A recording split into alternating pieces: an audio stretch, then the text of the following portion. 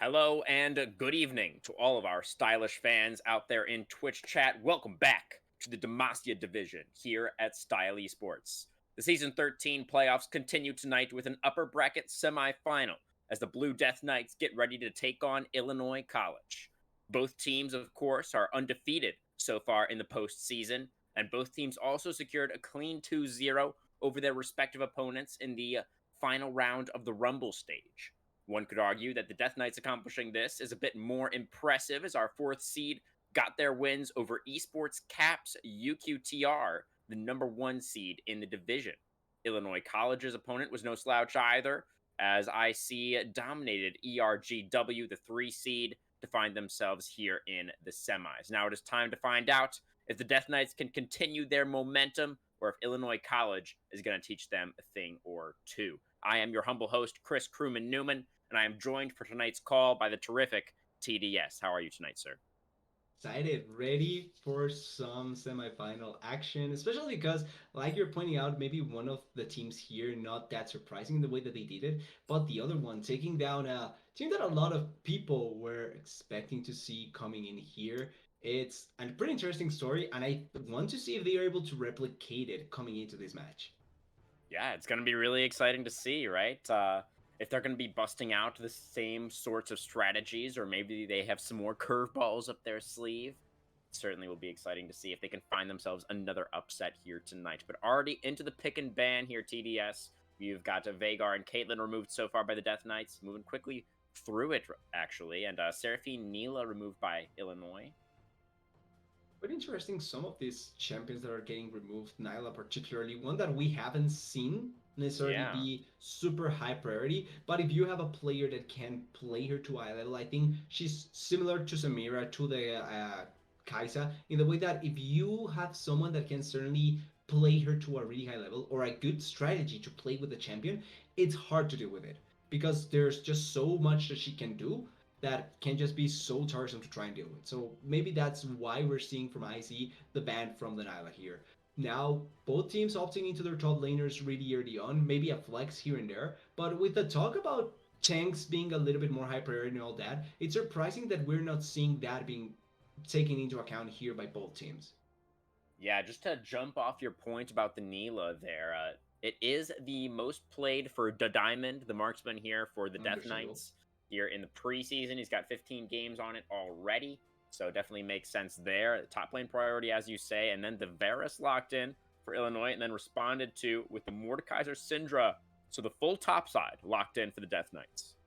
And now we're seeing coming back a little bit of the Mordekaiser jungler. Obviously, jungle change in the way that it's being played now. The difficulty around it, it's not the same. So obviously, you can see on other kinds of champions coming into place and trying to be played in that position. But it's interesting how they opted into the Mordekaiser, particularly here when they already know that it's a Gwen, a Varus, and a Swain. So it's not a bad option, in all honesty. Like, taking away one of these three Yeah. champions is not bad for the Mordekaiser.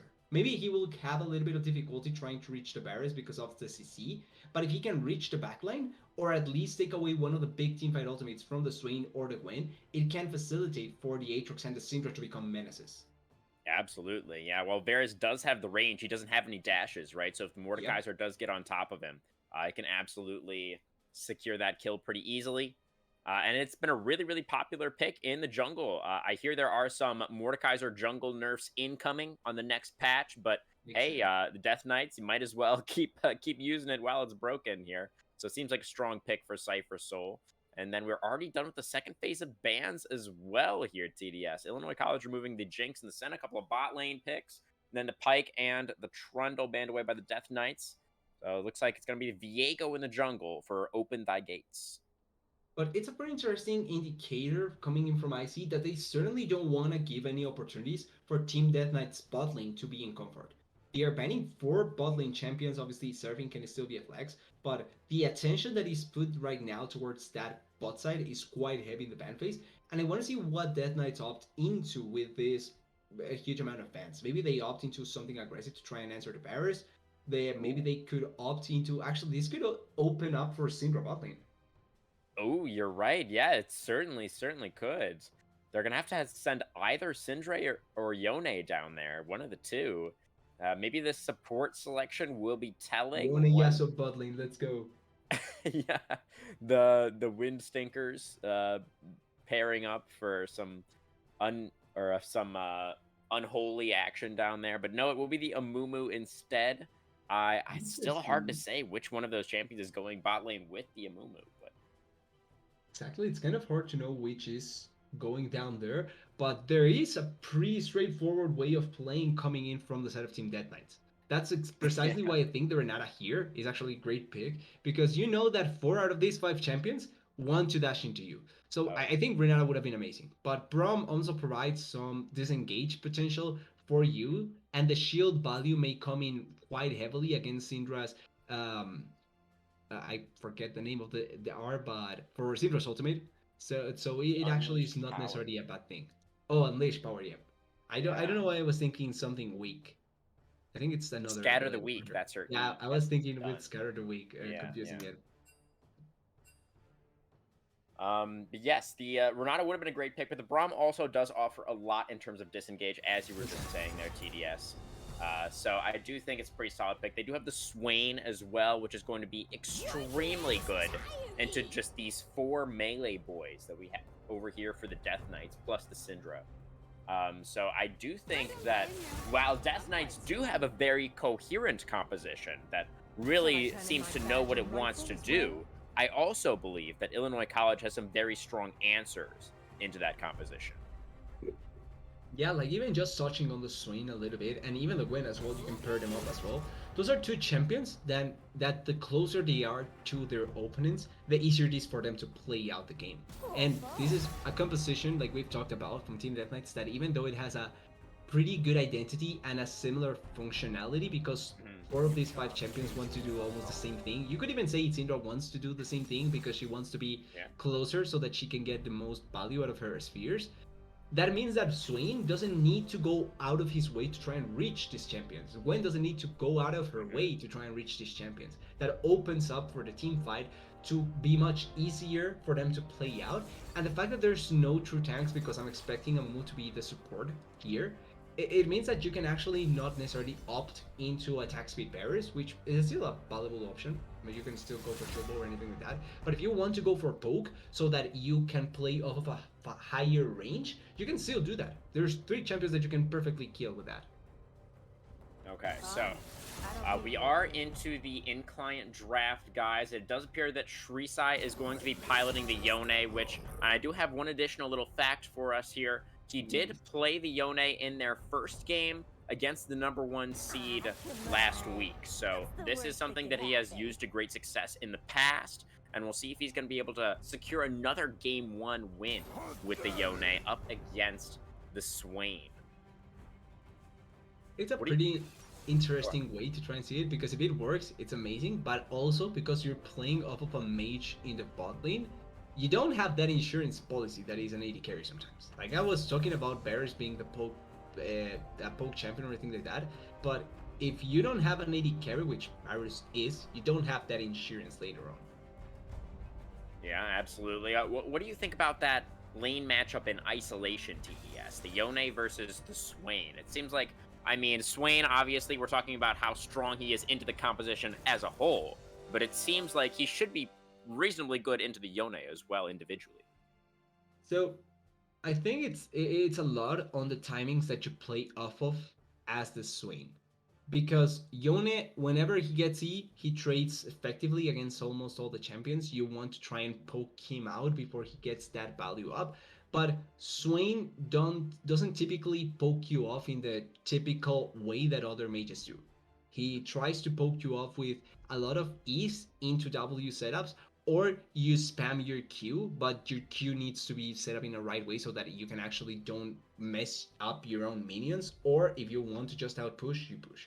So you need to find the right timings, because if you mess up at any moment like that, you can just allow for the unit to get trades. And as soon as he gets berserkers and any other sort of damage or attack speed, it can really begin being a tiresome setup. You as the Swain, sorry, I'm tunneling, but you as the Swain also can mess up your own ultimate, because the Yone with the Soul Unbound, you can just force him to use ultimate or anything like that. You go back, wait the timing, and then go back in. That's something that Yone really can do that Swain cannot contest. So you have to be really, really careful about where you try to find your openings. Yeah, makes sense. While Swain does have the range advantage and could probably be pretty successful in harassing the Yone early on, we know that Yone is a champion that is capable of some extremely silly shenanigans, and it doesn't take much. It doesn't take a big window for Yeah. him to find that angle for the all in and to actually turn the tables on the Birdman. So have to keep a close eye on the mid lane for sure. Could possibly be influential for other parts of the map as well. But moving into the jungle, I think also is really interesting. I mean, the top lane obviously is very volatile. Aatrox Gwen, that one feels like it could go either way. Aatrox maybe a little bit more meta right now, but uh, while we still have a couple minutes on the spectator delay, where do you think the junglers are going to be prioritizing early on? Because it does really feel like we have a lot of volatile lanes here. It's a pretty interesting question. Like, if I was the Viego, I honestly would try to just make bot lane be a living hell for the Syndra. Because I think top lane you can kind of play it safe with the Gwen to a certain degree.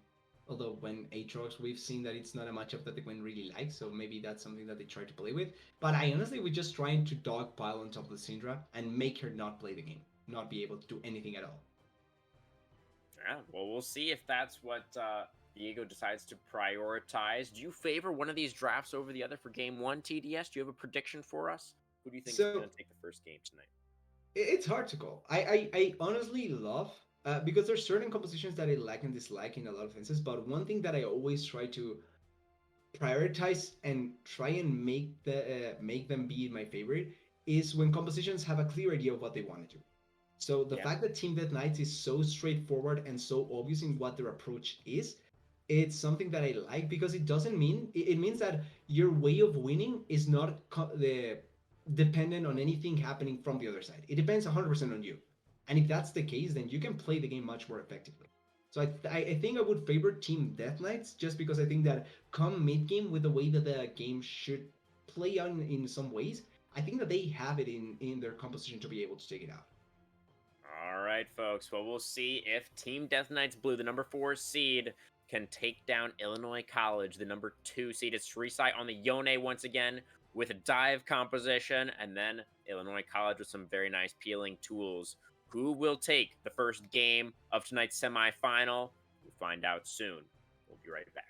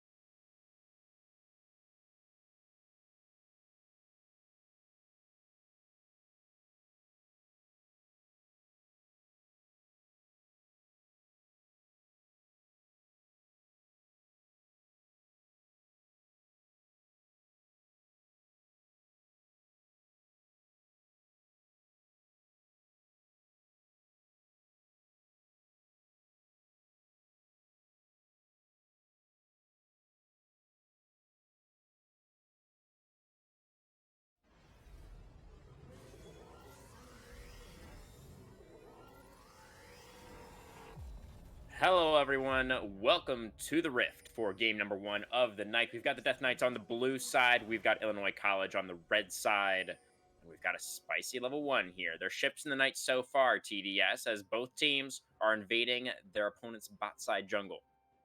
We're going to get a fight. If with the position that Death Knights are in, if they just wait, we actually can get a fight. Come I on, think we let's will. We're go going to for have a it. little bit of face checking here. Yeah. I It think I see looks like both of Illinois these. College is moving back over. Oh no, they're waiting in the bush. Both sides waiting very No. patiently. Who's gonna move first? Ooh, it's gonna be the Death Knights. It's gonna be the Death Knights They that saw face Mumu. check.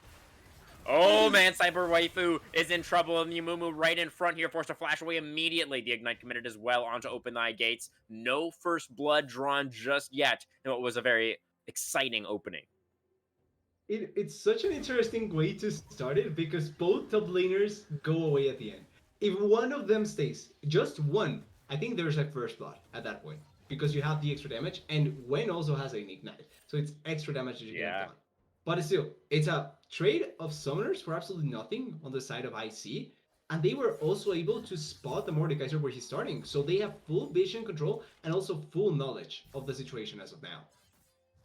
Yep, definitely. It's going to be both junglers starting on their bottom sides, on their respective bottom sides, not their opponent's bot side buff.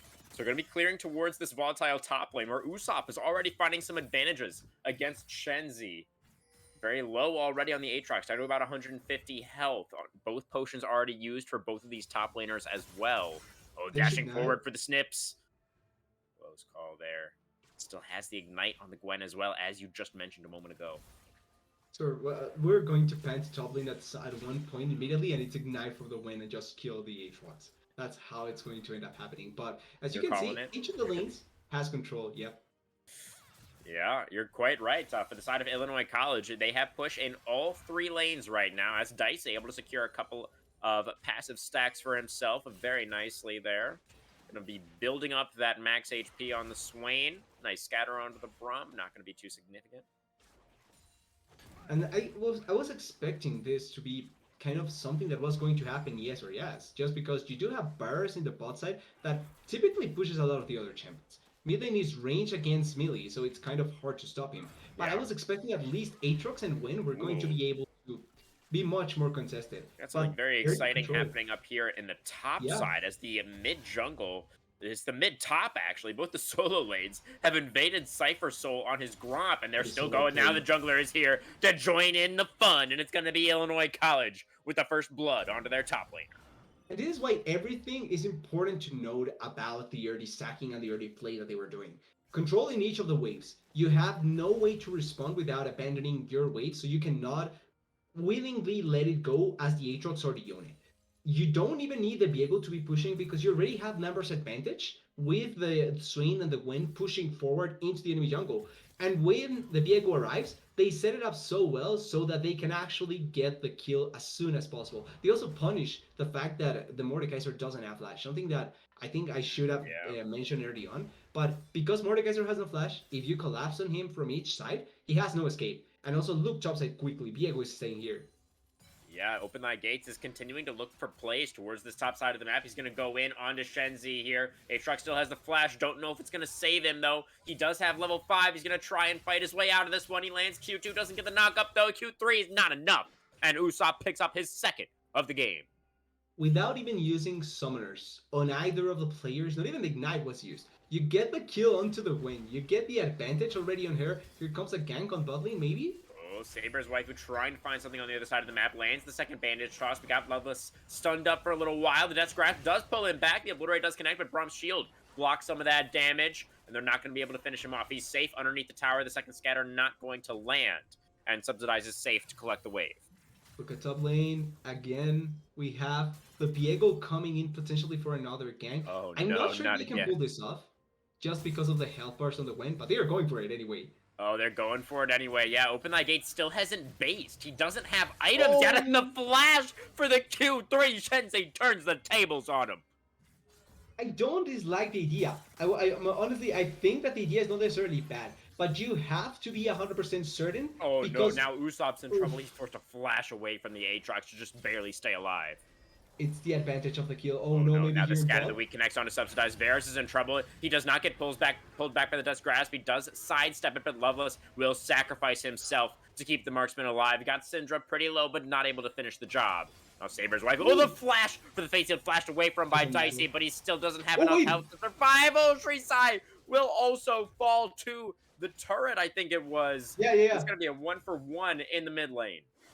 The unit tanks, I think, two turret shots in that play, and that's why at the end we get the 1-for-1. But realistically, it's three plays that go horribly wrong for the side of IC. Great punishment coming in from Team Death Knights, and the important thing that we're seeing here is that even though the early start from the side of IC was great, they overcommit for certain things, and they are not respecting that Hmm. Death Knights are still a good enough team, and they can punish you.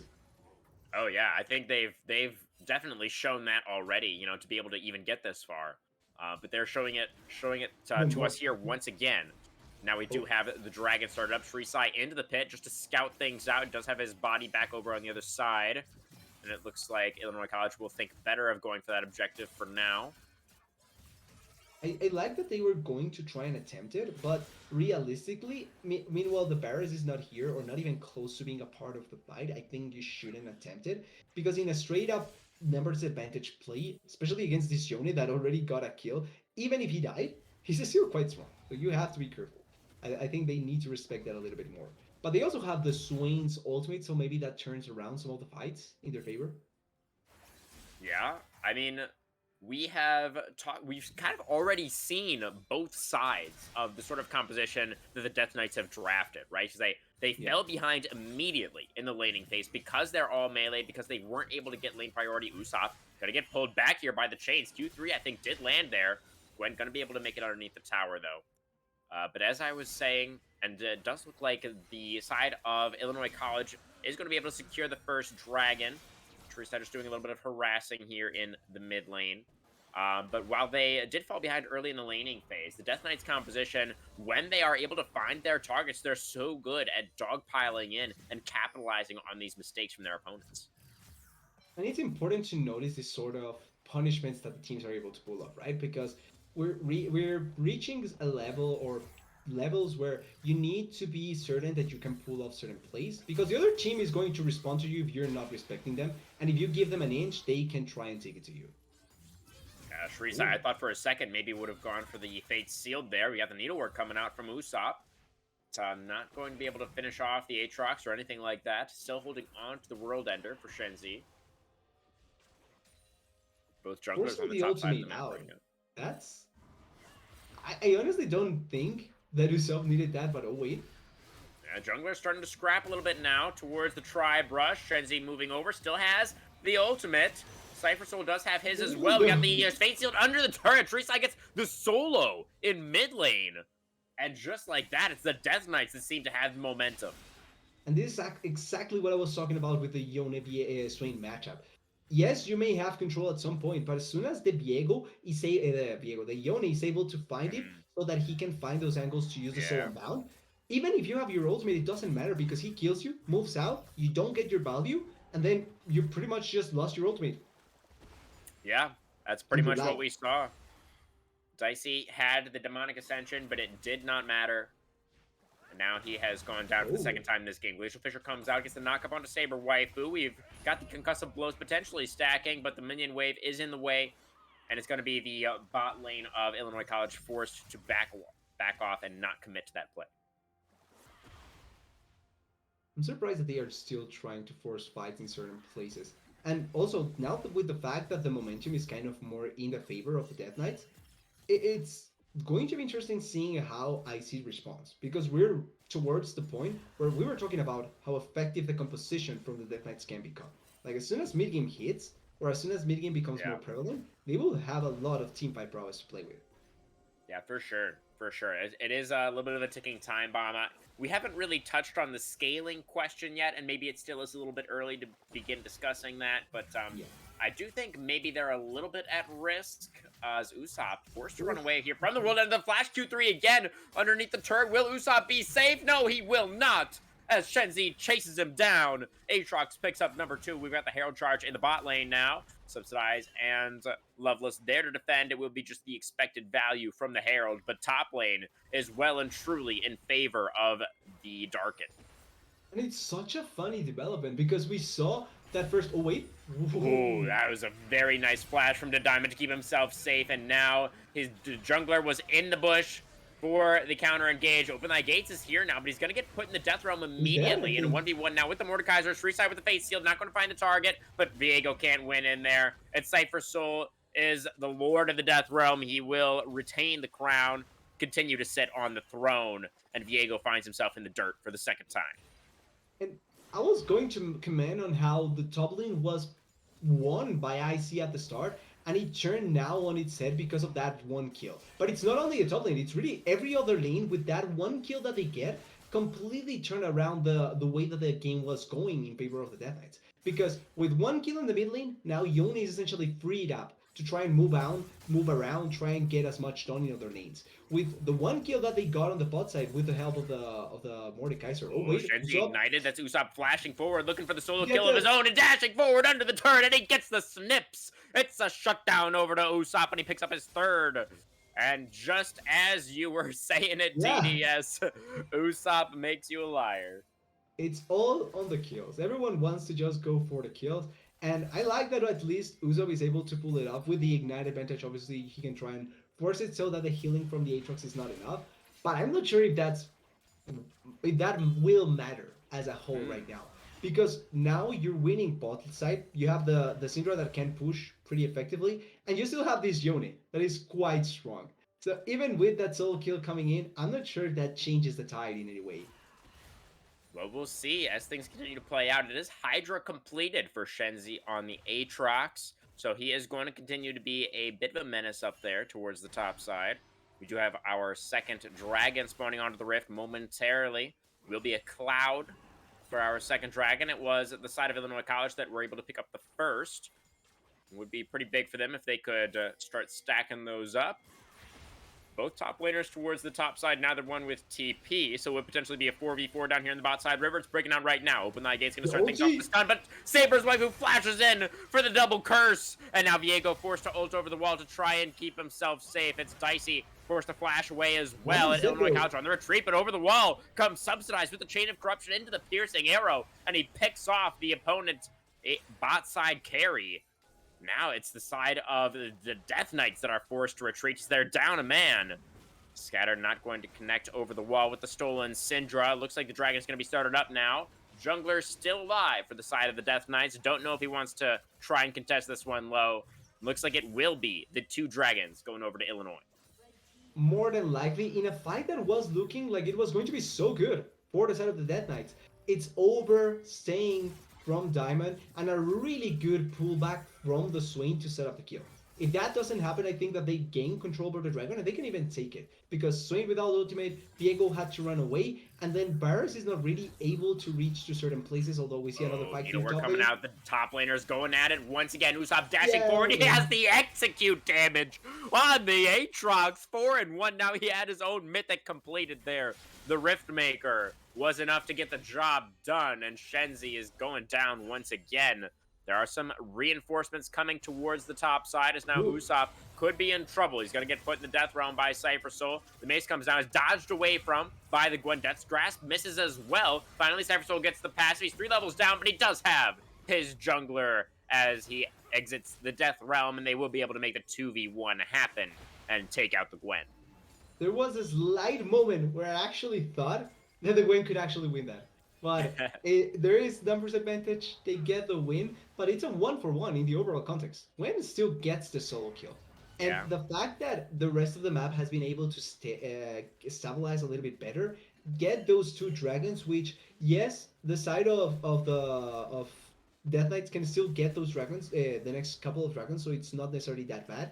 But you're able to slow down the game thanks to this. Like, no soul is actually going to come into effect until at least 30 minutes, if Death Knights get the next couple of dragons. Ooh, that's over the wall. Comes the Amumu. Open Thy Gates. A little bit in trouble, forced to Heartbreak away, but he will be able to keep himself safe. 2 ultis for 1. I take that. Yeah. Seems relatively decent for Illinois. It's, the side of the Death Knights not able to find anything with that particular play. Shenzi is landing a lot of these Qs onto the Gwen. He has been the loser in the last couple of 1v1s, but Yep. still can't count the Aatrox out just yet. He has magic resistance now, so maybe that's the difference that he needs to finally be able to get those wins. He is pushing onto the turret as well, though, and here are 3 members. So I could see them trying to force a dive into the Gwen. This is a big collapse for the Death Knights up in top lane. They're not quite able to take out the turret just yet in the mid lane. Loveless, Has no. been cleared. And now Loveless is here. He's doing some face checking into all 3. He's forced to flash away to keep himself safe. Yone snaps back to the body. Shenzi low, ignited, potentially in execute range. Rachel Fisher comes out onto Cypher, so Mordekaiser will be forced to back away. And the 2-man squad from Illinois College will be able to defend in top side for now at least. Shrisai seems like he's not done. Soul Unbound, he's going to go forward underneath the turret, but the minion wave cleared away once again. Usopp dashing forward. Shrisai taking a turret shot on his way out of the dust. Grasp pulls him back. The Obliterate not enough to finish the job. They're staying up here. This is an extremely extended play coming out from the Death Knights. They're continuing to press forward for this tier 1 tower. They will be able to get it. The Fate Sealed comes out, but Loveless is in the Death Realm. Usopp now dashing away from the Yone, trying to stay alive. Gets a little bit of steps, gets a little bit of healing. It's not going to be enough, though, as Yone snaps back, gets the execute, and Gwen is down. Loveless going to be taken out in the Death Realm, or as he comes out of the Death Realm, rather. And now the Dicey's the last man standing. He has the Demonic Ascension. He's trying to get some healing out, but it's not going to matter. Cypher Soul unstoppable on the Mordekaiser, and is the Death Knights with a 3-for-0 in the topside jungle. They wanted to try and bait it long enough so that Dicey could get there. The issue is that they took too much damage at the start of it. If they are able to survive without taking any damage, or at least just the Braum dying and the Gwen is completely fine by herself, you can play that off. But Dicey arrives a little bit too late, the turret is already done, and the Braum dies immediately. So there's not enough support to get the kills going there, and then you're just playing against 3 of the champions that are the strongest right now as well. It's a really hard situation for IC to try and make it go their way. Yeah, it's really interesting, right? Because I'm pretty sure that Illinois College knew that all 3 of those members were up there in the top lane. And Loveless with a very dangerous face check. Maybe he just assumed that the enemy team was retreating and he was potentially looking to try to stop a ban or something like this. What was that? He had the lens even activated when he was walking there onto the tri-bridge. So he knew that they were there, like 100%. I feel like he just was confident enough that he wasn't either going to die or that he could bait enough so that they could get something out of that. Yeah, maybe just feeling safe on the Braum, feeling like he was tanky enough with the E, with the Unstoppable, to not be in danger, but clearly was not the case, and now it is the Death Knights with a significant advantage. Actually, it's a massive advantage. 6,000 gold. The Fate Sealed comes out there from Shrisai, once again not able to find a target. And now Amumu is going to connect a bandage toss over the wall. No follow-up just yet, but the flash follow-up from the Diamond does come in. It's actually Aatrox who picks up the last hit as Shenzi comes in there with the blade. It's the side of Illinois College desperately trying to start up the Dragon, but they've already lost their marksman. It's a 4v5. I don't know if they're set up for success in this one. Dicey's already popped the Demonic Ascension. It seems like the side of the Death Knights are trying to wait it out, but they're just going to go for it. Then goes the Amumu. They're going to take out these low health bars, no problem. It's going to be the Mordekaiser with that passive, with the percent HP damage, just shredding through them. It's a double kill for Cypher Soul. They're going to be able to stop the Soul stacking, and another dominant teamfight win. They get the Dragon, they get the teamfight victory, they even get the Herald pushing into mid lane. So they get everything that they could have wanted, in all honesty. And even though it looked like a fight that maybe Icy could have taken just because there was a lot of ultimate commitment coming in from the side of the Death Knights, it's still such a hard fight to play. Because you have one member down, which is your AD carry that will be dealing quite a bit of the damage. And they were also kiting out the Swain ultimate so effectively. Swain barely had any value out of that ultimate. As soon as they committed for that later on, it was just an ultimate that didn't have that oomph to follow it up. And they just won the fight really effectively on the side of the Death Knights. Yeah, definitely the case. Dicey popped the Demonic Ascension, but he wasn't able to keep multiple people in range. So really, as you said, not able to get a lot of value out of that.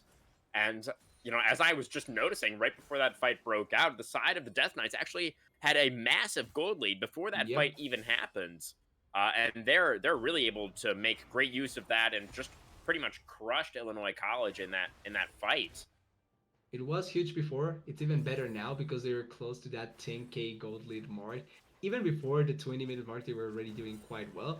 And now with Baron as an objective, I'm not sure if they can do it fast enough, but they certainly have enough of a turnaround potential so that if they bait it well enough, they can just force Icy to come into them and kill them in the act. That is a huge bomb range. Yeah, definitely. They certainly have options now at this point. As the side of the Death Knights, they could sort of play it out in a number of different ways from here. They're not really able to stack towards Soul since Illinois College did secure the first 2 dragons, so that's not really an option. Dicey is going to get found out in a side lane here. Connects the Never Move, has the Demonic Ascension for a little bit of healing, and Shenzi thinking better of continuing the chase will just let the Swain go. Oh, It is ulti down for the Swain. If they force this, they won't have it for the fight. Oh, so okay, yeah, Yone going in, able to find some CC. The Big Seal connects onto 2. That's a lot of damage. Usopp on the Gwen, moving forward, trying to take somebody out. The moving in first catch, a bit of Aatrox on the flank. Shenzi with a massive flank on the Aatrox. We've got the Braum in the Death Realm. He's able to escape, dashes away to his allies. It's only 1 kill so far onto the Gwen. There's another one as Shenzi secures a kill onto the support. And on the other side of the fight, the jungler has been taken out as well. Shrisai picks up his 3rd. And now with a 4v2 on the map, this should be Baron for the Death Knights. 3-4-1, no smite on the map anymore for Icy. They have to go for a Hail Mary if they want to stop this, but even then, I'm not sure if you want to go for this. It seems like maybe. Swain doesn't have ulti. Should have it. Oh, he's dead. Anyway. Oh, no, you shouldn't have walked up. There was a ward in that bush, Mr. Dicey. Anyway. You were not allowed to be there, and he does pay the price. Make that a 4-for-1 team fight, plus the Baron, and the gold lead has extended TDS to 11,000. So, as Icy, you need to think about what you can do in this sort of game state. You have no champion that right now can really take a fight onto the side of Death Knights. I feel like the best they can do and hope for is lose one inhibitor, just one. If you can lose the mid lane one, that's perfect. Give up the next 2 dragons, because that will buy you 10 minutes essentially. And then if you can make it so that your Varus has 4 items, maybe you can win that fight. That's the best game plan possible I can see for Icy. Because if they take a fight right now, it's over. Oh yeah, there's no way that they can win a fight right now. I 100% agree with you there, TDS. And Varus is going the on-hit build, so this is better for scaling. It's better against the Death Knight's composition since they're all melee. You know, he's going to be able to hit for sure. So if they do buy some more time, you know, they have a very defensive comp here with the Braum and with the Swain. They have some decent wave clear as well with the Varus and with the Gwen. So if they can hold on, I do agree that there is still a chance for them in this game, but it's going to be easier said than done. You know, Cypher Soul here is an absolute menace on the Mordekaiser. He's got 3 items completed. He's 8-1-4. He is just killing everybody. And he's looking for more right now. He's trying to cut him off from retreating back to the base. We've got the push in the mid wave coming through already. Aatrox doing some zoning. Dicey gets stunned up by a scatter. He gets pulled back. He will survive. Oh, the unleashed power. Oh, I lied. He does not survive whatsoever as Swain gets a bunch of balls to the face. What was that? I love New Syndra so much. I honestly love the rework that they make to them. Also, Loveless kind of messing up there with the shield because didn't stop the damage. We've got the fight continuing here for the side of the Death Knights there. Got Diego in the Death Realm. He flashes underneath the Nexus turret to try and stay alive. Cypher Soul continuing to move forward on the front line. It's going to be the Syndra that picks up the last hit. The mace comes down and Loveless gets taken out. It's Shrisai over the top with the Fate Sealed. He's going to be able to pick up another one onto the top laner, and it's another 4-for-1 team fight, and likely the game for Team Death Knights Blue. I think this is going to be... They were pushing already into the base. Even with just the other members dead, they were still feeling confident enough to go for this. I think they will TP the Yone here as soon as... Well, okay, he actually doesn't back, but they can just try and push it slowly. Yeah, with the respawns starting to come through in the next few seconds here, they're not going to be able to go for the Nexus turrets. I thought maybe there was an angle there. They will get one Nexus tower. Shenzi pushing forward still, gets the pullback onto the Swain. Dicey in trouble. Bandage Toss connects, forced to flash away now. Shenzi's still very healthy on the Aatrox, dashing forward even, but he's all alone. He doesn't have the support of his team. He's flashing in He's trying to get out as much damage as possible. He gets one. It's so what? Shenzi is 1v5. He's just killing all of them. He doesn't even need any help. He's dashing forward. He gets another. It's going to be a kill for the Mordekaiser as well. Usopp under the turret can do nothing. Shrisai will dash back. He won't die to the turret shot. It's another 4-for-1, and they're still in the base, TDS. It's Shenzi. He's just been fighting this whole time. He just keeps fighting, and he keeps killing them. He has no mythic, he has no extra items. He just needs 2 items and the healing from the Aatrox, and that's enough to 1v5. Oh, the Viego is dead as well. They Oh, get the man. Mumu, they kill the waifu, but they cannot get the game. That really felt like a little bit of insult to injury at the end there. It was just the side of Illinois College trapped in their base, not even allowed to move past their Nexus without facing the wrath of Shenzi. Absolutely monstrous performances across the board, honestly, from the Death Knights. Trisai on his now patented Yone mid, absolutely tearing him up, and the Mordekaiser from Cypher Soul as well. Just an absolute menace in that one. And it really was the Jonah Div in my eyes, honestly. I think that it felt to me that the plan that they went into in the game from the side of Icy wasn't bad. Like 3 pushing lanes, control the enemy jungle, start off the game with an early kill, and then you can just snowball off of that pressure. Because if you put that composition from Death Knights behind, they don't have outs. They don't have many outs to play with. But the way that they Right. put it back into their favor was just so good. Yeah, yeah. I mean, they had that brief moment in the very, very early game, in the first few minutes there, where they fell behind, where they were getting Yeah. pushed in, where it looked a little bit dangerous for a second there, but they quickly found those angles that they needed. They found some nice early punishes, and they were able to turn things around very quickly. They ended this game in 26 minutes. That is quite fast. It really is, and they played it off really well as well. So it made it for that. They made it so that IC didn't really have a lot of options for them to try and delay the game long enough so that they could play, or at least find avenues to play the game as well. Like maybe someone overstays and they can get a kill.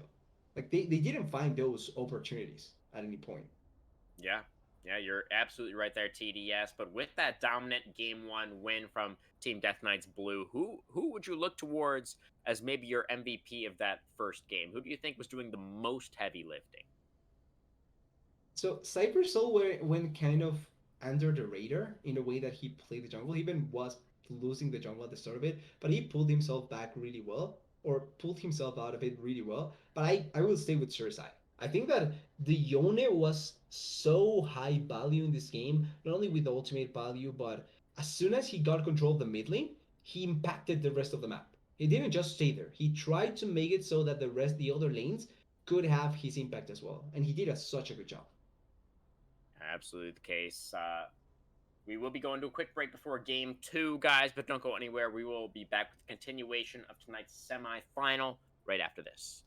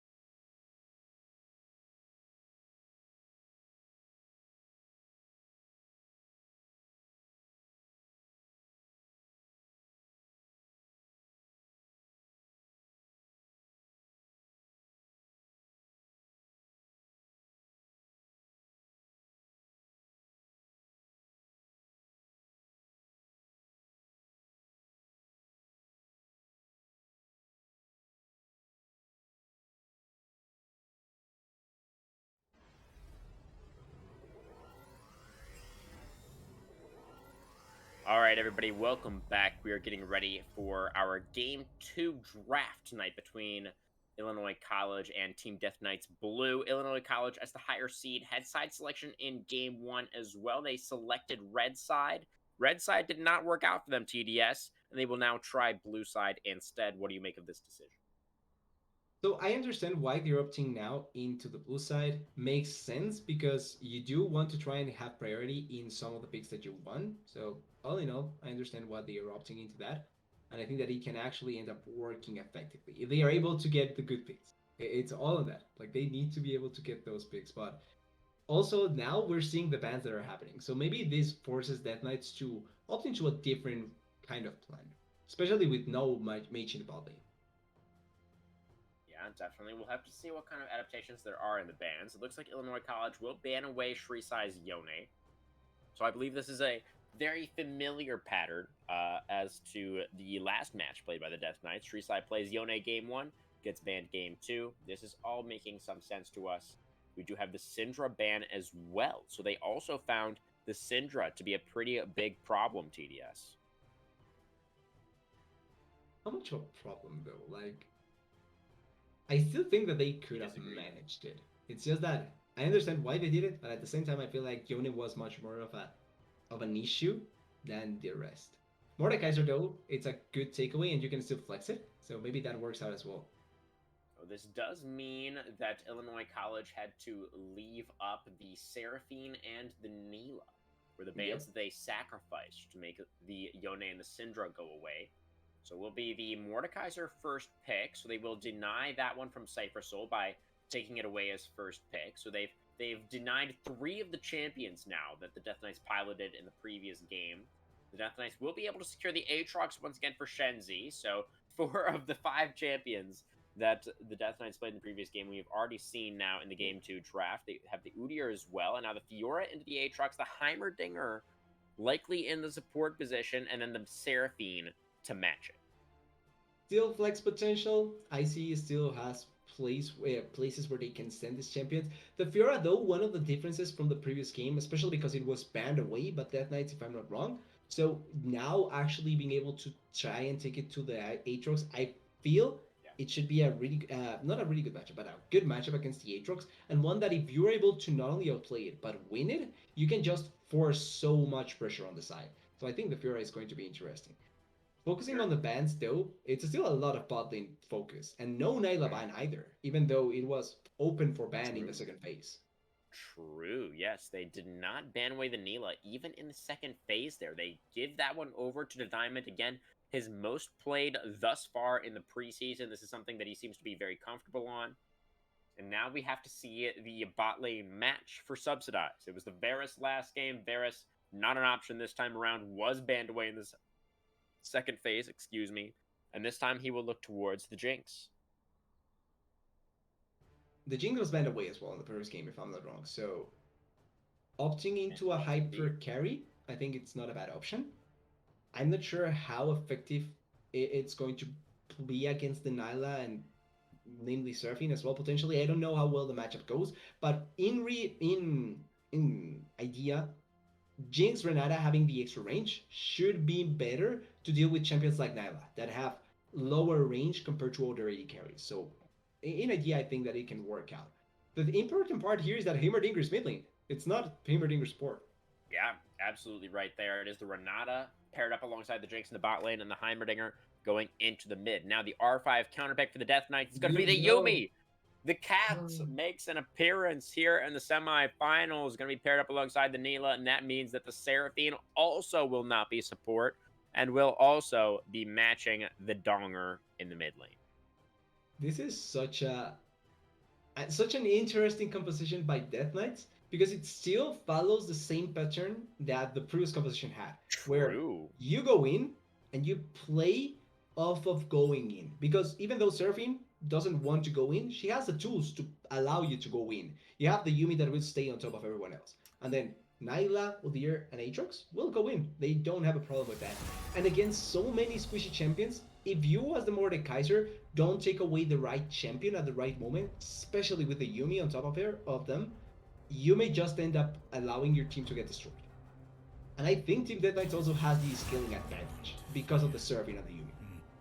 Yeah, I mean that's so much healing with the Aatrox too. Like that is a nutty amount of healing. That is just ridiculous. I mean, the side of Illinois College does have some nice defensive tools as well here with the Renata and the Heimerdinger, a very strong defensive pick as well, assuming it is played that way. Um, and the Fiora also does have some healing there. We've got the Mordekaiser in the jungle. It's obviously a power pick, as we just saw in the previous game. So it's not like Illinois College's draft is bad, but the Death Knights draft does feel really scary to me as well. It feels like it's one kill away in the game. Like with just one kill, they can just snowball you. It's just how it feels to me because Aatrox one kill, Yumi on top. We saw how much healing he did in the previous game when they Yeah. had the lead. So it just feels like with more healing on top of that, and a team that can follow up on him, it just feels so dangerous. But Yeah.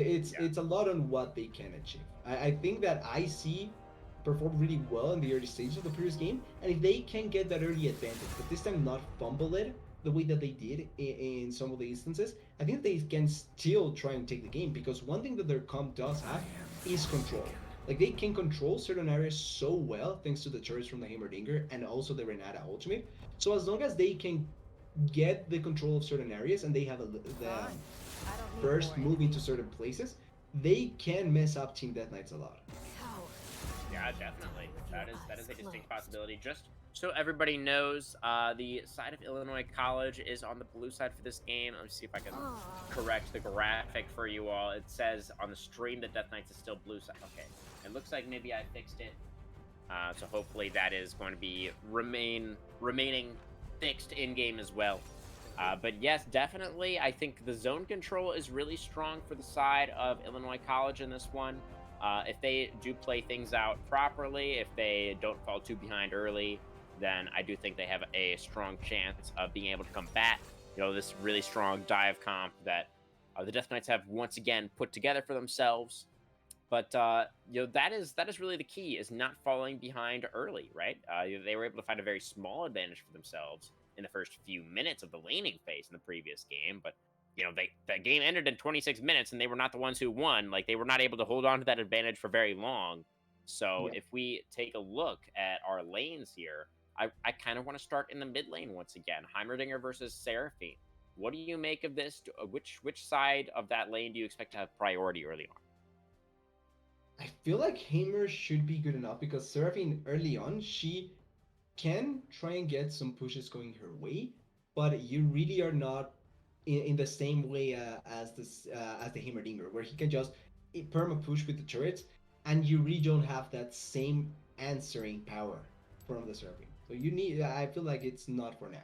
Later on, though, I think at around level 6, when she gets her ultimate, that's where Heimerdinger needs to be a little bit more worried because not only does he not have mobility, but Seraphine finally begins to be able to push waves. Yeah, definitely. That wave gear from the Seraphine will come online eventually, but the early priority likely in favor of the Donger then. Now, both of these junglers are not really the strongest gankers. Both have very good True. clears, but are not necessarily going to excel when it comes to making their way into lanes. Both of the mid laners do potentially have a little bit of setup. The top laners maybe a little bit less setup, but it is a very volatile lane. Probably one side will be pushing. They'll probably take turns pushing, is what I mean to say there. So the junglers could potentially be looking to make something happen. But the other lane that I'm really, really curious about is, of course, the bot lane. The Jinx Renata is an extremely powerful combo. And Nila Yumi, I think, is something that we're maybe a little bit less familiar with because Nila is a newer champion, but seems like a very strong combo in and of itself as well. So do you expect one of these lanes to have an early advantage over the other? Actually, I don't think so. I feel like in the way that both comes compared to their previous ones, especially, I feel like there's much more parity because I do think that the side of IC has some tools that they did in the previous game. Like having the Jinx as a hyper carry, I feel like it's safer. And then Renata, I like her much more than the Braum because of her ultimate. Like her ultimate can just mess up everyone completely. and that way you can set up for the rest of the team. So I think that there's more balance between both sides. I do still think that there's better scaling on the side of Team Deathknights, and as long as if they get a lead or if they are able, they are not punished in a lot of ways that they were in the same way that they were in the previous game. I think that their comp should win out, but I like this comp from IC much better than the previous one. All right, so we have some improvement in the draft from Illinois College. The Renata pick, something we're definitely a big fan of, especially with all of these auto attack based champions. On the side of the Death Knights, has the potential to really change the course of a fight very drastically. Does this Renata? But for the side of the Death Knights, they seem to have once again put together something that is incredibly fearsome, a very formidable all-in dive composition. It's Shenzi on the Aatrox. Once again, we just finished watching what he was capable of at the end of that previous game, and now he even has a Yumi strapped to his back at some point in this one for even more healing. We'll see if the Death Knights are able to continue their momentum all the way to the grand finals, where if Illinois College will be able to tie us up at 1-1. Don't go anywhere. We'll be right back.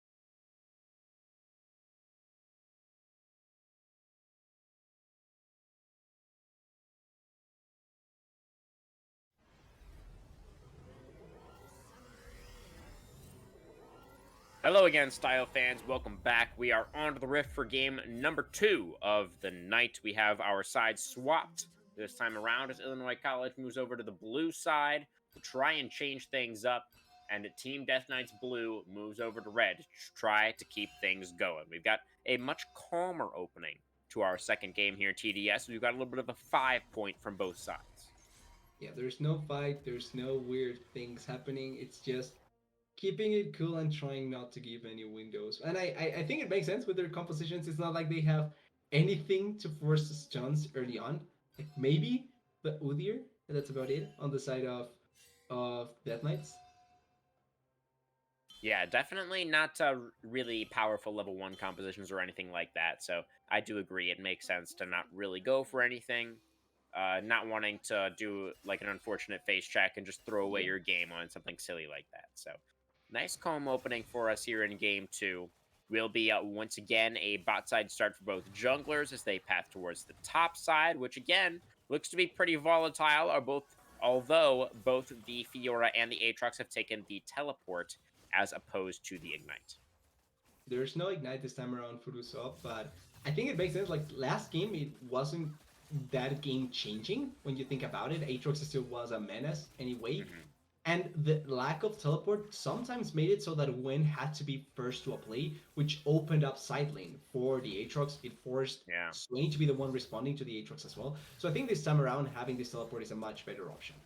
Yeah, it feels much more equal up there in the top side. It's going to be It's a lot of damage. Usopp able to respond much better this time around with the champion that he's got as well. Ooh, the Diamond going in. We dropping the Ignite very early onto Loveless, who immediately flashes away to keep himself safe. Ignite exchanged back from the Illinois College support as well as a Zap connects on the way out, and the Diamond limps away pretty low. But it's advantage to IC when you think about it. It's 3 summoners for the price of 2, and now you also have the wave control in your favor. Yep, absolutely right there, Twitch chat. The score is incorrect. Let me see if I can correct that for us. All right, yes. The Death Knights did, of course, win game 1. That should Yes. now be... Oh, no, it looks like it's still... Try again. Are they not winning anymore?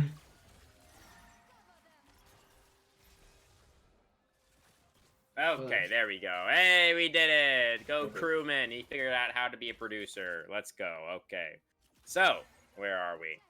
Looks like the push, once again, and most of these lanes for Illinois College, so they're able to find that advantage, at least early on for themselves. Ooh. Once again here. Nice handshake onto the cat. Saber's wife, who may be in a little bit of trouble here. Another rocket connects. Yumi down quite low to Diamond, though. Pushing forward, gonna take a rocket on his way out.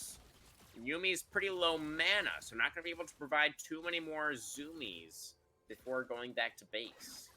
Did force out the ghost from the Jinx, so now the bot lane feels a little bit more equal, though this Nyla needs to be careful. They are taking way too much damage, and Nyla went for an aggressive route in terms of starting items, so it's not like she has a lot of healing on her side. Not even the Yumi has it anymore, but both junglers are on the bot side, so we need to be careful about that. Yeah, they're going to meet each other in the bot side river here. The battle over the Scuttle Crab commences. As Open Eye Gates goes for the Death Grasp, gets the pull back, and his mid laner is here as well. So Cypher Soul going to be forced back towards the Banana Brush. But it will be the Udyr, who in the end makes his way towards the Crab and will be able to secure it. So an even exchange between the junglers, as Mordekaiser did get the top Crab. The Animal Man is stronger than the... I don't know what Mordekaiser is. Shenzi may be in trouble here. Usopp still Flash. has the riposte. I think flashes for it. Can't quite find it. Gets the flash in response as Shenzi keeps himself alive. I knew there had to be a flasher, but I wasn't sure if it was going to be flash into basic Q or flash W. At the end, it's flash W, which allows for opportunity for the Aatrox to react to it. Still, flash for flash, and now teleport as well. I like how Usopp tries to play that, and it makes the lane much easier for the Fiora, unless you die here. Yeah, Fiora seems like a better match into the Aatrox than something like the Gwen, but, oh, he has the riposte back off cooldown, but now he has to run. No flash on the Aatrox means he will be able to get away. It's crucial that she doesn't die in that situation, because the wave is going to bounce into her, she still has teleport, and she took quite a bit of damage onto the Aatrox, which means that right now she should have the advantage on him. Not in levels, definitely. But in the lane, Ken still has that.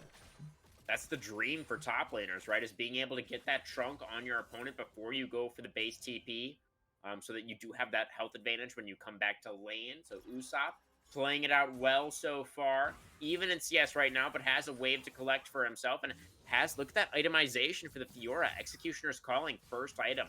Looking to cut that healing of the Aatrox as much as possible. Knows he doesn't have the Ignite this time around. so needs that heal cut in the build in order to stay competitive in the 1v1. It's maybe something that more times than less, I don't like that top laners opt into because it can mess up with their build paths. But because Fiora it's not a champion that you want to see her in fights or anything like that. I think that it's not that bad because if you're going to be wanting to be in a permanent 1v1, this item actually finds much more value than if you were looking to try and go for fights and those kind of things. Ouch. Flame Chomper's not going to connect. Handshake just short there as Loveless, well. though. Loveless taking a prowling projectile on his way out with the Airy as well. It's a lot of damage on the Renata. She's going to have to go back to base with the wave crashing. So Loveless going to be severely down in XP here, I believe. It's Yuumi already level 5. Renata still 4 and having to go back to base there. It's pretty good. Going to be a long time till we have access to that hostile takeover. Diamond's taking a few rockets here. Mordekaiser is in the area. And Yumi's very low mana, but it looks like they're going to be able to back away no problem for the side of the Death Knight's bot lane.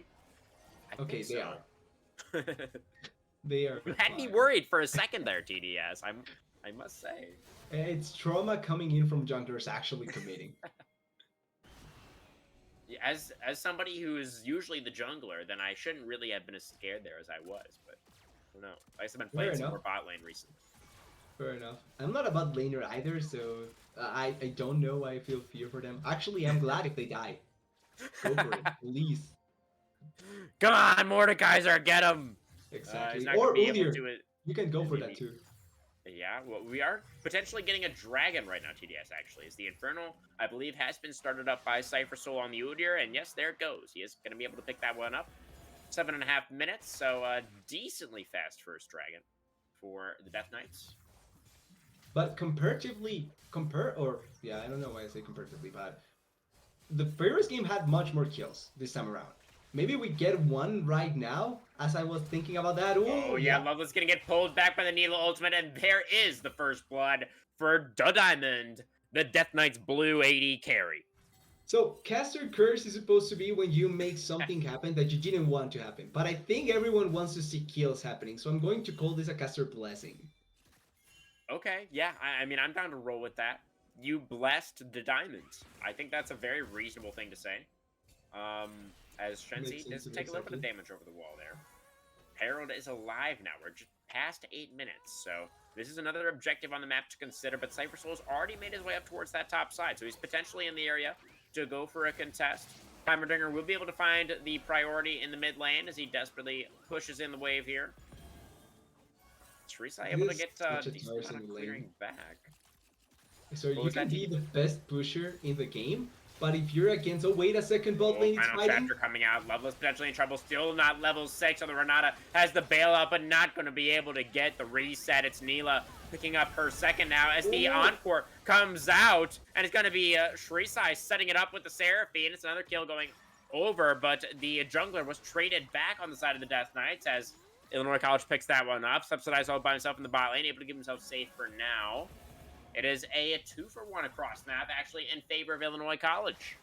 They are able to get the better out of that fight. They are losing unplayed on the bot side, which maybe it's becoming a little bit worrisome. The fact that this Nyla is actually becoming a huge issue for them. But making the Fiora be ahead of the Aatrox, good thing. The Mordekaiser as well, having an advantage over the Udyr with that kill, good thing. And they also got the Herald, so they can get a pretty good influx of gold as soon as they use it. True. Definitely true. Yes, that is in the back pocket of Open Thy Gate, so he can go for that play whenever he would like to. But yes, this Neela is definitely looking pretty scary. Remember, this is comfort for the Diamond, and he is set up already in this one to potentially be in a position of power, in a position where he could carry his team towards another 2-0 here in the Demacia division. He wants to show us why it was banned in the first game and why you should have banned it in this second game as well. But this Fiora is also doing job. I really have liked how Usopp is opting into these fights. The Aatrox may die here as well. He's definitely been able to hold his own against Shenzi. Pushes the Aatrox underneath the turret there. Aatrox does get the Q too. Yes, that is a flash off of both top laners, the Diamond and Saber's waifu, throwing out the Lost Chapter, and there's the Neela ultimate as well. It's going to be Yuumi that picks up the last hit on that one. Now Shrisai, the last auto attack from Dicey has the movement speed from the turret to throw out the last little wrench and it's going to be the Seraphine going down for the first time this game, as the side of Illinois College is able to answer back in the mid lane. But look at this. Wow, look at this huge wave that Subsidize is losing. I honestly would hate to be in the shoes of the Jinx, because it's not only the fact that you're losing your plates, you're losing the wave like you were pointing out. She's already 27 CS behind this Nyla. Maybe even make it 30. I will say just 30 because she's closer 30, to the 100. Yeah. So you're in such a bad spot. You're forced into a difficult position, and you're not winning lane either. Yeah, it's a really tough position now. The side of Illinois College really feels like their backs are kind of already against it. They're down 2,000 gold at 11 and a half minutes. You know, that is definitely significant. And I do believe pretty much all of it, almost all of it, is just between the two marksmen, as the Diamond is 1.7k ahead of Subsidize's Jinx. Shenzi in trouble, maybe underneath his turret. Usopp's going to go for the all-in under the tower, but he cannot find it. Is Shenzi able to turn things around with the knockups from the Darkened Blade, and he keeps things going up in the top side on the Aatrox. How many times do they have to teach you this lesson, Usopp? You're fighting into the turret, into an Aatrox. You're just asking to get yourself killed like that. Yeah, maybe Usopp was just feeling the pressure because he knew bot lane was going so poorly. He felt like he needed to make something happen, but it was a little bit too much to look for. And he does end up giving over some gold to the Aatrox, which is absolutely something that you do not want to do if you're a fan of Illinois College. Loveless potentially in trouble. The zap does connect for a little bit of a slow onto the Nila. Open that gates, pushing for the blue buff, but he's got to watch out for the collapse from the bot lane here. The encore comes out as well. The mid laner just opens up on him, and Mordekaiser drops just like that. The Diamond, he's just absolutely shredding through them. Oh, it's an absolute massacre in the bot side river as the Death Knights blue look to make their way into the grand final. One dies, the other dies, you follow up on it, everyone is dead on the side. Or, well, actually, not everyone, but 3 members is a lot of members to have died in that fight. And that means that now the control of the game, the pace, everything is just in favor of the side of Death Knights. Even top lane that was looking so well for them got a kill. So it's not like you have a lot of pressure points that you can play off of. And also, they get to dragons. It's actually such a bad situation compared to the previous game. And Mountain Soul even. Imagine Udyr and Aatrox with Mountain Soul. That is just so difficult to deal with. Oh, Usopp, he's going for the all-in again. He wants to try and find it. He's going to be able to get it this time. The top laner able to get one back for Illinois College. The Diamond gets shut down in the bot lane as well, overstaying a little bit. Not needing to stick around that long. You already secured the dragon. There's no need to push for that tier 2 tower right now. And he gives over quite a bit of gold to open thy gates on the Mordekaiser. Yeah, I don't think that the way to try to play this game is to just overstay and give up skills that you don't need to at all, if I'm on the side of Death Knights. But it's still good that IC can respond, that they can get back some of the things that were looking kind of difficult for them. And importantly, they still are not losing the pressure on the top lane. I was worried because of that solo kill that happened with the Aatrox, but the fact that the Furious is still powerful enough to mess him up is a good sign, because that means that at least you will always have pressure in one side of the map. Always. Look at that full completion on the Kempug Chainsword. First item for Usopp on the Fiora. That seems like a very aggressive itemization choice. Really does feel like he is all in on the 1v1 at this point. And even then, I don't know if that's the best necessarily, but he does get the riposte there very nicely. Chains come out. Usopp dodges away. The top laner is not going to go for an all-in right now, but Open Thy Gates is here. The jungler for Illinois College is going to potentially look to put the nail in the coffin for Shenzi. He's got a decent amount of healing on the Aatrox. He's going to get the Q3 onto the Mordekaiser, but puts him into the Death Realm. Actually, not even needed. Not even used there, but Subsidize is going to go down as the Diamond finds a solo kill in bot lane. Kills across the map, a 1-for-1 overall, as the respective advantages on both sides continue to stack up. Herald is started up now by Illinois.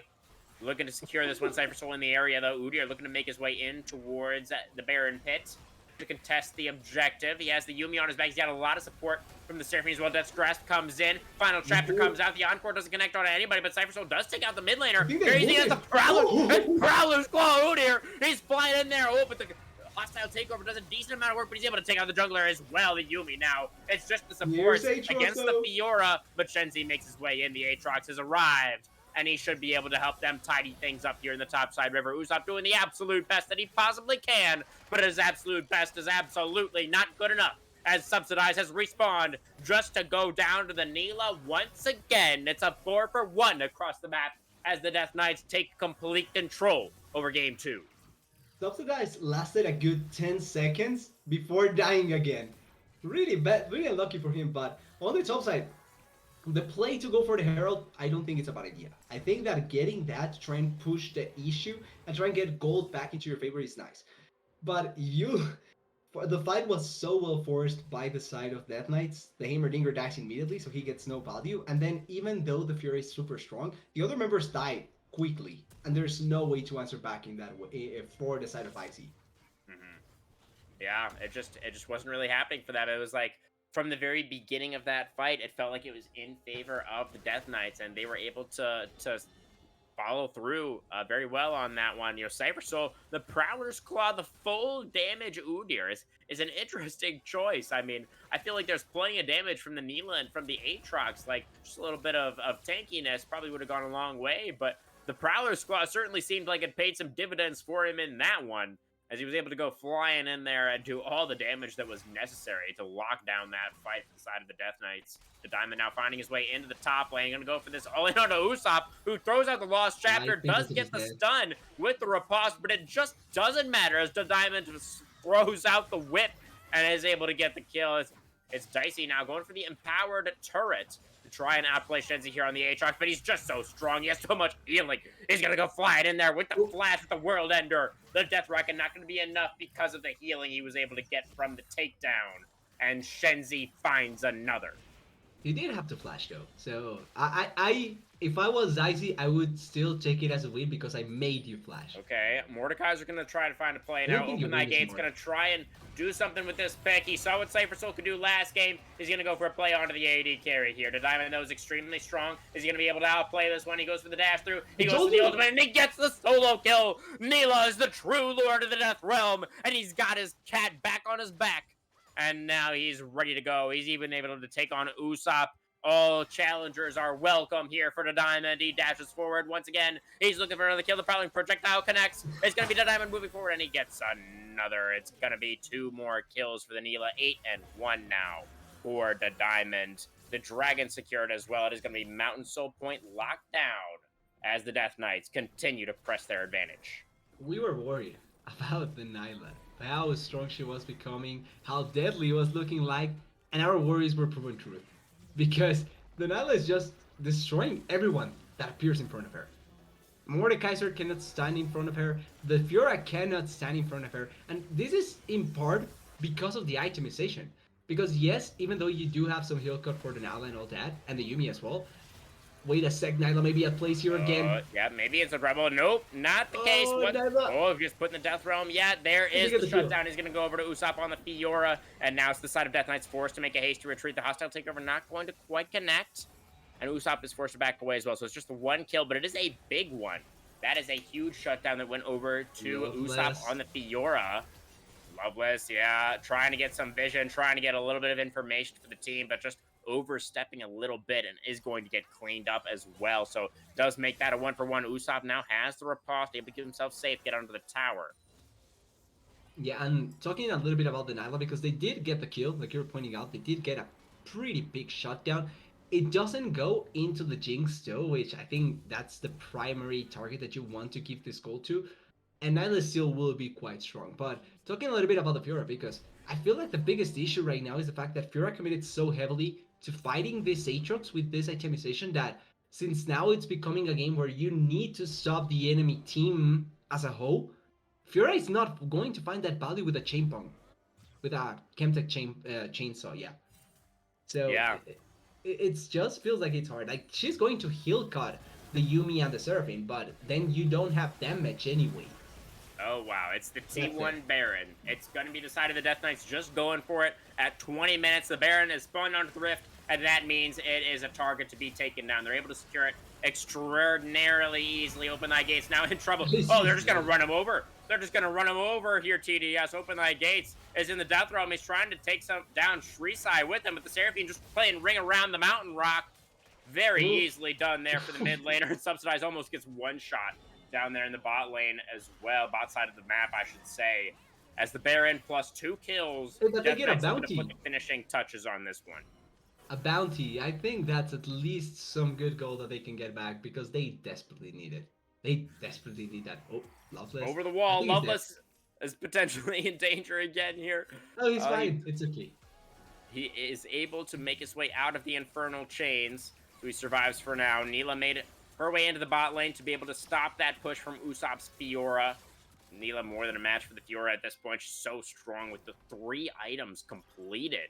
The Diamond is just insane right now in this game. 200 CS, by far the most in the game.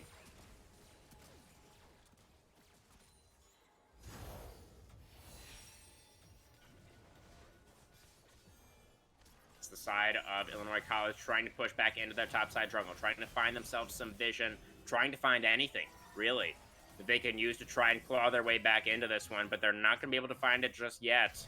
The push continues in all 3 lanes for the side of Team Death Knights Blue.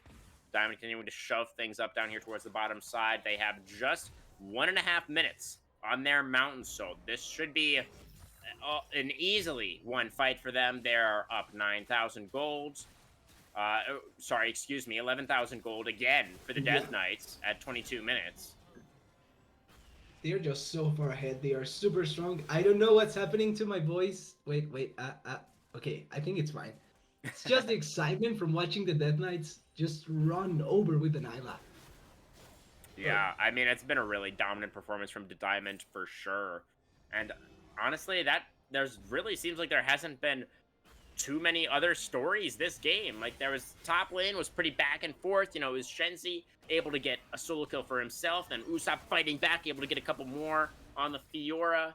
You know, the junglers have been very, very aggressive this game. Cypher Soul with the Prowler's Claw, Udyr, and the Hydra is very exciting, but really, it has been the story of the Diamond on the Neela. It was not banned. He was able to lock that one in for game 2, and he has been making Illinois College regret it ever since.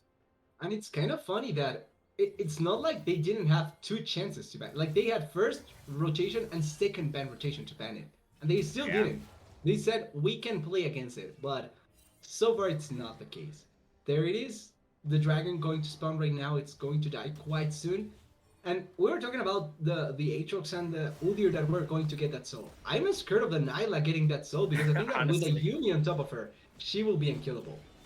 So true, so true. Oh, the Death Rocket, a decent attempt there from Subsidized, but a bit too early.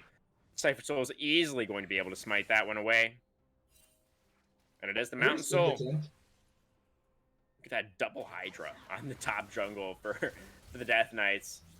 Handshake not going to connect. Taking away the jungle right now. It's just... Oh, the side of Illinois College, the 2nd seed, is continuing to get choked out right now in this one. Looking like they are going to have to fight for their lives down there in the lower bracket against the number 1 seed. Story is Death Knights, really. For a chance to the finals. Dumpstering both 1st and 2nd seed, going towards grand finals is such a dominant fashion, really. Incredibly impressive run, yeah. I hope we get to cast the finals for this division as well, because I'd be really excited to see if the Death Knights can continue to keep things going.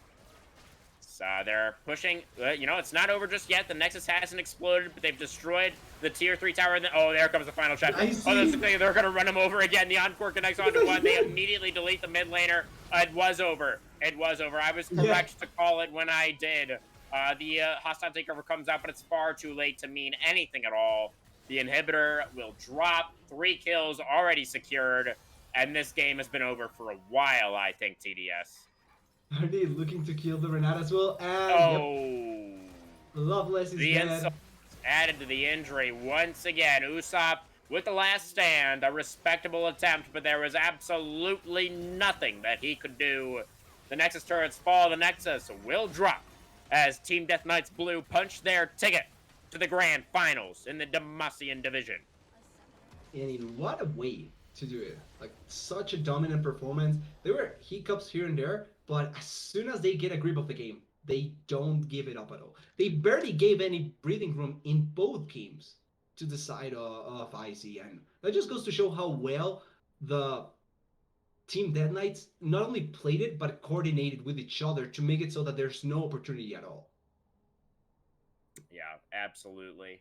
It was a little bit of a clinic from the Death Knights, if we're being honest. I Yeah. mean, it was Shenzi on his Aatrox 2 games in a row that really did dominate from that top side. It was Cypher Soul 2 games in a row dominating from the jungle, and the Diamond on his Neela. Whew, what a menace he I don't think was it's on it that. anymore. Yeah, I mean, I don't think he should be allowed to play it anymore for the rest of the postseason for sure. Like that was, I mean, it just felt like from incredibly early on in the game, he was putting the bot lane of Illinois College in such a deep hole that even if the top side is able to fight back, like the Nila was going to be such a huge problem. Finished the game at level 16, 10, 2, and 2 for the Diamond, most damage in the game by a lot at Yep. 23,000. This game even faster than the first TDS at 25 minutes. They were able to destroy the next team, Honestly, Illinois makes College, sense. for the second time in a row. With how dominant it was, honestly, just makes sense that it was so quick. If it wasn't this quick, I'd be surprised with how well it went. Yeah, I mean, I think that's pretty much enough said about how dominant that game was. And I don't really think I necessarily need to ask you this question, but your MVP for Game 2 TDS? Do I actually need to say? It's a formality. Yeah, I feel like it's the diamond. His It performance on is. the It Nyla is. was so great. Shoutouts, I think, to I'm blanking on the jungler's name. I'm sorry for that, but Cypher Soul. Cypher yeah, Soul. shoutouts to Hypersol. I Two think that games. the Oh. Udyr was really good. Oh, Both he was games, smurfing. both games, Yes. I really think that he played great. But both games also had an outstanding player in front of him, which is unlucky in a way. I suppose so. If the MVP vote is what you're chasing, then yeah, Cypher Soul is Yeah, gonna have to find himself a different team because the Diamond just stole his spotlight in that one. You know, Shrisai honestly also had an incredible performance in both games. You know, the Yone and the Seraphine, two very different champions, but was able to pilot both extraordinarily well. Shenzi, obviously, on the Aatrox. We've said plenty about him. Also, Saber, his wife, who was playing Yumi, so he doesn't count, but you know, I guess he did fine. he's a Yumi. I don't respect that. It's a Yumi, yeah. Like there's nothing we can really say about that. But Boo Yumi. he did his job. He definitely did his job. So that is definitely good. Good looks for the side of Team Death Knights Blue across the board. Very well done from them. Do you have any closing thoughts, TDS, on tonight's series? Any last things that you wanted to touch on? I we saw how dominant the side of Team Death Knights was. We saw how strong they were. That still doesn't mean that they are secure to be the champions, but I think that they are in such a well positioned place. And as long as they keep this up, they can 100% take it. Like they look to be so strong and so dominant. There's still one match left for them, but it's looking like they will be the favorites for it. Yeah, I mean they're coming together at exactly the right time. It could be the Yeah. DRX story for Death Knights Blue here. We'll just have to wait till next week to find out. But they certainly have momentum. All their players are performing extraordinarily well, and it'll be very exciting to see if they can go all the way. But from myself, from TDS, from the entire production team over here at Style Esports, that's gonna do it from us tonight. Thank you all so much for watching. We really appreciate you. I'm not sure exactly when the next stream is going to be or who will be playing. I know that I'm going to be back here on Sunday. Not sure if we'll have anything tomorrow or Saturday. I imagine there will be games. I don't know if we have anybody necessarily lined up to cast them, unfortunately, but do stay tuned, everybody. I know we'll have some more playoff action hitting your Twitch streams before too long. But thank you for watching tonight, and from us, have a great time for the rest of the weekend. Take care.